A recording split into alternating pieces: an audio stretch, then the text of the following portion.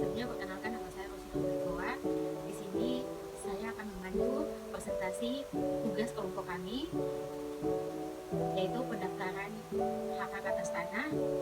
Nah, di sini saya akan memberikan kesempatan kepada teman saya untuk mempresentasikan tugas kami.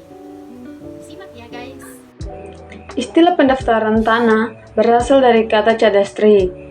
Dalam bahasa Belanda merupakan istilah teknis untuk suatu yang menunjukkan pada luas, nilai, dan kepemilikan atau alas hak terhadap suatu bidang tanah. Sedangkan kata cadastri berasal dari bahasa Latin capitatrum yang berarti suatu register atau capita atau unit yang diperbuat untuk pajak tanah Romawi atau yang disebut capolation talents. Yang kedua, pengertian pendaftaran tanah. Dalam Peraturan Pemerintah Nomor 4 Tahun 1997 pada Pasal 1 Ayat 1, pendaftaran tanah adalah rangkaian kegiatan yang dilakukan oleh pemerintah secara terus-menerus, berkesinambungan, dan teratur meliputi pengumpulan, pengelolaan, pembukuan, dan penyajian serta pemeliharaan data fisik dan data yuridis dalam bentuk peta dan daftar mengenai bidang-bidang tanah dan satuan rumah susun, termasuk pemberian sertifikat sebagai surat tanda bukti haknya bagi bidang-bidang tanah yang sudah ada haknya dan hak milik atas satuan rumah susun serta hak-hak tertentu yang membebaninya. Yang ketiga, pengaturan pendaftaran tanah terdapat dalam pasal-pasal 19, 23, 32, dan 38 Undang-Undang Pokok Agraria. Peraturan Pemerintah Nomor 24 Tahun 1997 tentang pendaftaran tanah. Peraturan Menteri Negara Agraria atau Kepala Badan Pertanahan Nasional Nomor 3 Tahun 1997 tentang ketentuan pelaksanaan PP Nomor 24 Tahun 1997 pendaftaran tanah. Yang keempat yaitu asas pendaftaran tanah, dibagi menjadi 4 bagian, yaitu sederhana, aman, terjangkau, dan mutakhir. Yang pertama yaitu sederhana, dimaksudkan agar ketentuan-ketentuan pokoknya maupun prosedurnya dengan mudah dapat dipahami oleh pihak-pihak yang berkepentingan, terutama para pemegang hak atas tanah. Yang kedua, aman, dimaksudkan untuk menunjukkan bahwa pendaftaran perlu diselenggarakan secara teliti dan cermat sehingga hasilnya dapat memberikan jaminan kepastian hukum sesuai tujuan pendaftaran tanah itu sendiri. Yang ketiga, terjangkau, yang dimaksudkan keterjangkauan bagi pihak-pihak yang memerlukan, khususnya dengan memperhatikan keperluan dan kemampuan golongan ekonomi lemah.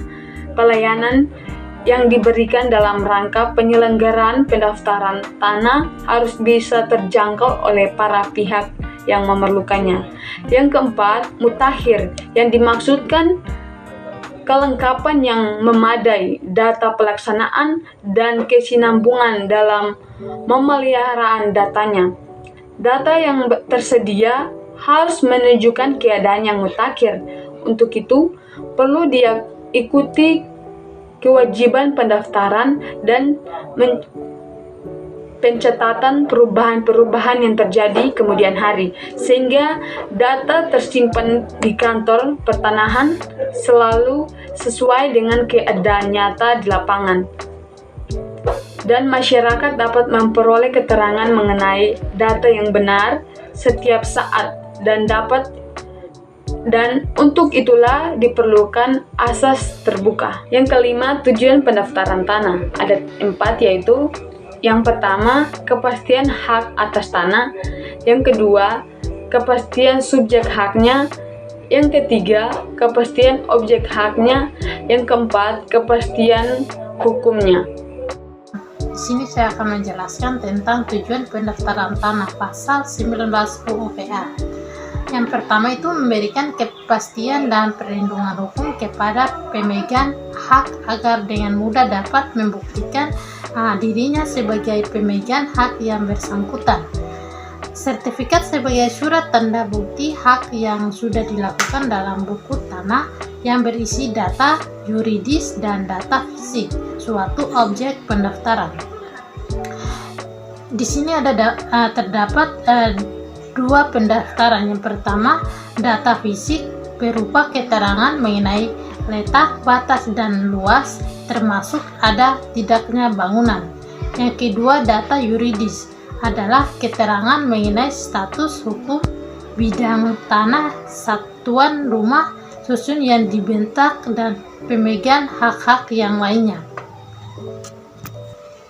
Yang kedua yaitu menyediakan informasi kepada pihak-pihak yang bersangkutan dan kepentingan termasuk pemerintah agar dengan mudah dapat memperoleh data yang diperlakukan dalam melakukan pembuatan hukum dan disajikan kantor pertahanan bagian tata usaha pendaftaran tanah dalam daftar umum terdiri dari 4 bagian. Yang pertama, peta pendaftaran yang menggambarkan bidang atau bidang-bidang tanah untuk keperluan pembukaan tanah. Yang kedua, daftar tanah adalah dokumen dalam bentuk daftar yang memutar identitas bidang tanah dengan sistem permohonan. Yang ketiga, surat ukur adalah dokumen memuat data fisik bidang tanah dalam bentuk peta dan uraian yang diambil dari peta pendaftaran. Dan yang keempat, pendaftaran tanah yaitu dokumen dalam bentuk daftar yang memuat keterangan penguasaan tanah dengan suatu hak oleh perseorangan badan hukum tertentu dan tidak terbuka untuk umum. Untuk terselenggaranya tertib administrasi pertahanan, setiap bidang tanah dapat berinya perbebanan dalam setiap pendaftaran tanah. Selanjutnya yaitu lembaga atau badan yang mengenai pendaftaran tanah. Apabila di kantor pusat BPN, maka pendaftaran tanah ditangani dan dipeduli bidang pengaturan dan pendaftaran tanah dengan dibantu oleh Direktur Pengukuran dan Pemeriksaan. Yang kedua yaitu ditangani oleh bidang provinsi sebagai kepala bidang pengukuran dan pendaftaran tanah dalam lingkungan kantor wilayah, badan perusahaan nasional dan provinsi dalam dibantu oleh kepala seksi pengukuran dan kepala seksi penataan dan kepala seksi pendaftaran tanah dan sistem informasi. Yang ketiga itu dari kabupaten ditangani oleh kepala sub seksi pengukuran dan konferensi, dan yang kedua kepala sub seksi pendaftaran hak dan informasi pertanahan. Yang ketiga sistem kepala seksi perihal hak pembuatan hak dan pendaftaran tanah. Pelaksanaan pendaftaran tanah. Pelaksanaan pendaftaran tanah terdapat ada 3 kegiatan. Yang pertama, kegiatan pendaftaran tanah diatur berdasarkan pasal 23 dan pasal 32 dan 38 tentang UU PA, yakni untuk mewujudkan hak milik, hak guna usaha dan hak guna bangunan untuk didaftarkan, termasuk perihal yang dihapuskan dan di hak-hak lain menurut ketentuan yang dimaksud dalam pasal 29 UU PA. Yang kedua, kemudian juga harus didaftarkan hak pakai dan hak pengelolaan. Yang ketiga, dalam menjelaskan pasal 19 UU PA disebutkan bahwa pendaftaran tanah akan diselenggarakan dengan sederhana dan mudah dimengerti serta dijanjikan oleh rakyat yang bersangkutan. Pelaksanaan pendaftaran tanah. Untuk pertama kali initial atau registration, kegiatan pendaftaran yang dilakukan terhadap objek pendaftaran yang belum didaftarkan berdasarkan sistematik, dilakukan secara serentak yang meliputi semua objek pendaftaran yang belum didaftar dalam wilayah atau bagian wilayah suatu desa atau kelurahan. Yang kedua, sporadik dilakukan untuk suatu beberapa objek pendaftaran dalam suatu wilayah atau bagian secara individu atau massal. Perkasa atau pemerintah yang ditetapkan oleh menteri atas pemerintah yang berkepentingan, yaitu yang berhak dan objek pendaftaran tanah atas kuasanya.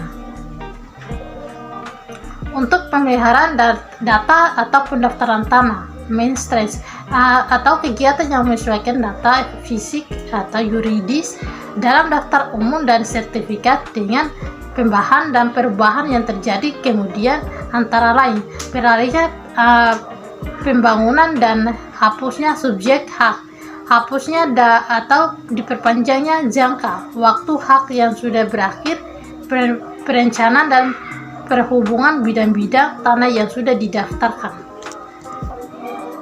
Selanjutnya, perihal hak atas tanah.